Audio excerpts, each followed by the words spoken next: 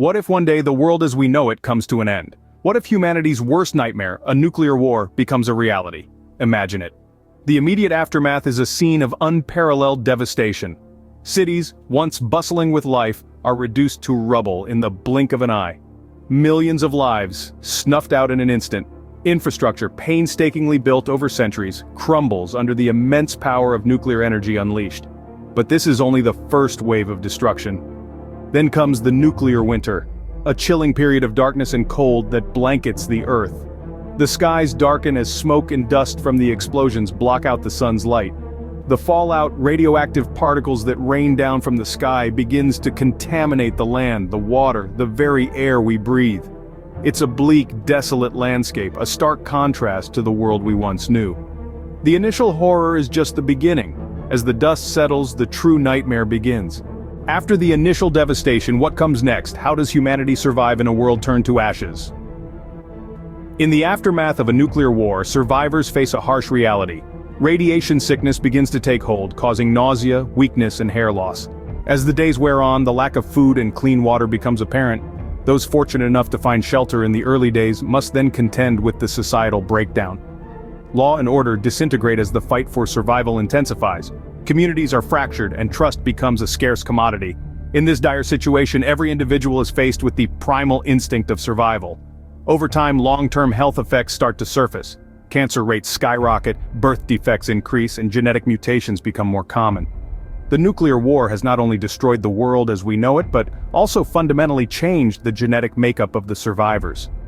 Survival becomes a daily struggle, a fight against not just the environment, but also against fellow humans. As the years pass, how does humanity rebuild from such a catastrophic event? The journey is a slow, painstaking process, like the delicate mending of a shattered heirloom.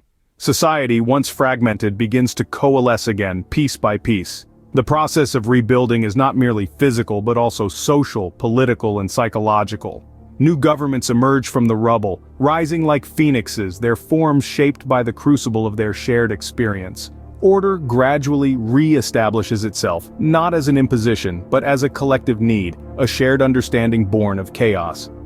Alongside this, the human spirit of innovation endures. Technological advancements, once used to wreak havoc, are now repurposed to aid in the recovery process. The same hands that once crafted weapons of destruction now build tools of restoration and growth. Yet amidst the rebuilding there is reflection. Humanity looks back, learning from its errors, vowing to tread a path of peace. The road to recovery is long and arduous, but not impossible.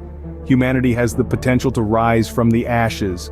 So what can we learn from this hypothetical scenario? How can we prevent such a catastrophe from happening? First and foremost, diplomacy takes center stage. It's our best bet in avoiding conflicts that could escalate to nuclear proportions. Peaceful conflict resolution isn't just a lofty ideal. It's a necessity in our interconnected world. Then there's the elephant in the room. Nuclear weapons. Their existence alone is a danger to us all. Disarmament isn't just a lofty goal, it's a necessity for the survival of humanity, but none of this can be achieved in a vacuum. It requires international cooperation, a shared commitment to peace, and a mutual understanding of the dire consequences if we fail. Remember, the aftermath of a nuclear war is something we should strive to prevent, not prepare for. It's a lesson in the importance of peace and cooperation, a stark reminder of the destructive power humanity holds. So let's take these lessons from our past and use them to guide our future actions, because history doesn't just look back, it also looks forward.